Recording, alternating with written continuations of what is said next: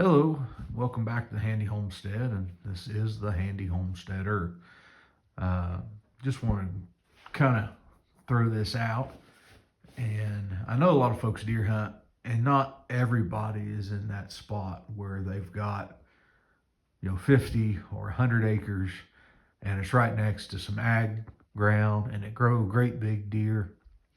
So today I am going to argue to shoot the little bucks. And this was not all this year's. This bottom one right here, that was from 21. This one's all the way back in 2002, and that was actually my second deer I'd ever shot. And that one was from 23, and that top one right there, that one's actually from this year. So the top one, I killed it with a rifle. The one underneath that was a crossbow, and these other two, these smaller ones, were with compounds. But I want to focus in. The story's going to really be about that one. Antlers are nice. I really like them. Really like holding them, like looking at them. But ultimately, the memories is what stick with you, right? Even if the antlers would go away, right? If there was a house fire and they would all go away, I've got a couple deer in the house that are 130-ish inch. This one right here is about 110. But even if there was a house fire or something and all the deer go away, it's like, well, which ones would I really miss? And it's that 4-point. And the reason I would really miss that is because when I killed it, where we were hunting at, we didn't own no ground. I was living with my folks. I was a kid, and I think we lived on about a third of an acre, and we were actually considered country, believe it or not, on that third of an acre. But where we lived at, my dad knew everybody. He growed up around there. He knew everybody, and we had access within walking distance to hunt probably 600 acres to 1,000 acres. But this was 2002. I don't know how to explain it to people now. If you're younger than that, there just wasn't a lot known about deer then. Bows have changed so much. Hunting has changed so much. And we didn't hunt over corn or food plots. Even if we would have or could have, we didn't have the equipment to make them. So that deer, my dad had hung a stand next to a great big oak tree that was just in the middle of the woods. It was probably 3/4 of a mile or farther to the nearest house, and it wasn't ours. The nearest house was not ours. So we would walk about a mile and a half back and get in that stand. And I happened to get in it that day, and this 4-point came along, and this was before range finders. And he was about 20 yards, I think. And I shot at him, and I was just shaking so bad. You think this video is shaky? I was really shaking that day. And I was shaking so bad, and I missed him. It flew over his back. And he ran out to about what I guess was 40 yards. And he was standing there, and he was blowing at me and making a fuss. And I thought, well, if he's going to stand there, I might as well try to shoot him. So I put another aluminum arrow in. Pulled back on my borrowed Hoyt Easton bow. Some of you guys are going to be really screwed up on that one. This was back when they had, I guess they went together, the bow company Hoyt and the Easton Arrow Company, and made their own bow partnership.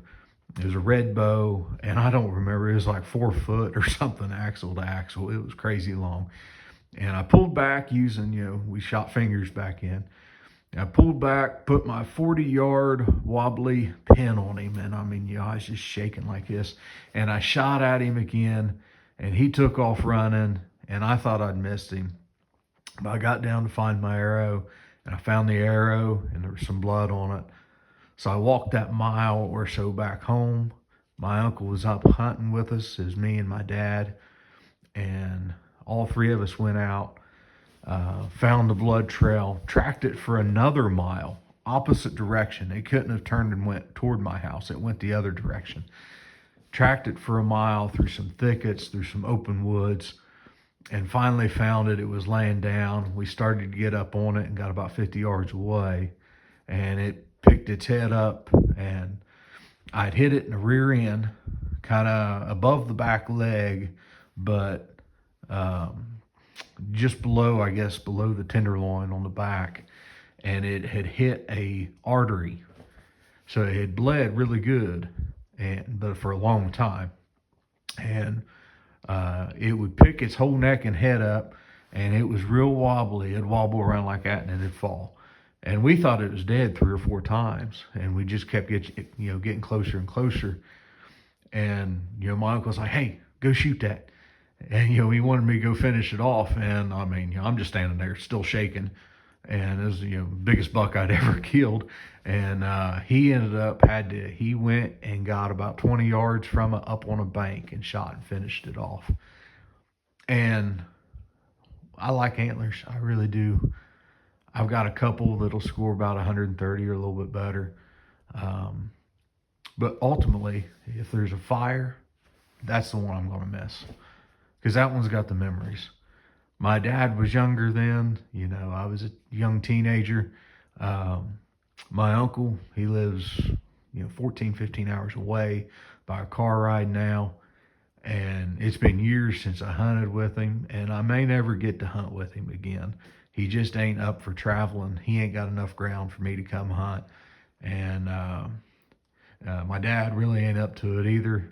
Up to traveling. He can still hunt there at his house, but he hunts at his house. I hunt at my little spot, and so we don't get together and hunt anymore. That was one of the best deer that the trio and that's why I will argue, shoot the small bucks. And I know sadly some states have put limits on it, and you have to kill 3 points on one side or something like that. And I hate that. I think it's wrong. I know you have to abide by whatever that dumb law is. But if you are not in that situation, and you're hunting and you're hunting and you're taking a lot of time away from your family, you're burning all of your vacation out for something that's really getting you down and you're depressed. It's not about that 150-inch deer, or even some people consider those small. And I would argue that if it's going to make you happy and it's going to allow you to have memories, good memories, then shoot a smaller deer. Shoot a little buck. Get all your friends together, get your family together, go find it, and bring it back, haul it back. We drug that deer. We drug it for 1.5 miles back to the house. And like I said, this was old school. No rangefinders. We shot fingers, aluminum arrows, and we didn't have a 4-wheeler. And we drug that thing back to the house.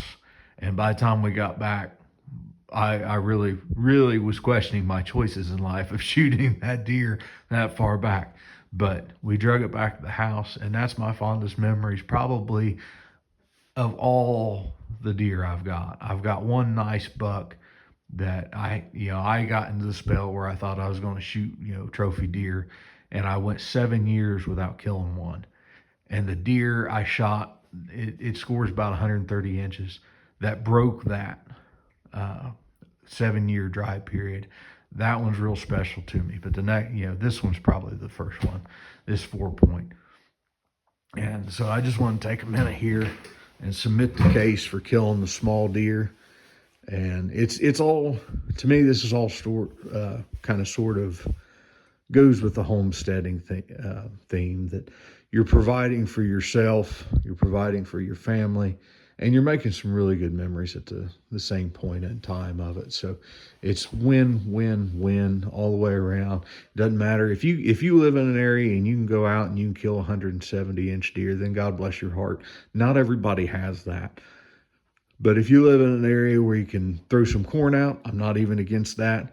I know a lot more people that hunt less than 10 acres than I know people that hunt 100 or more.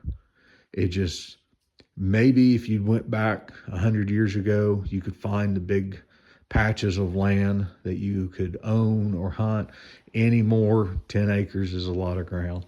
And if you can hunt an acre of ground and that's what you got in your backyard, and you're set up to where you could actually shoot them. The bad part about that is they run on somebody else's ground.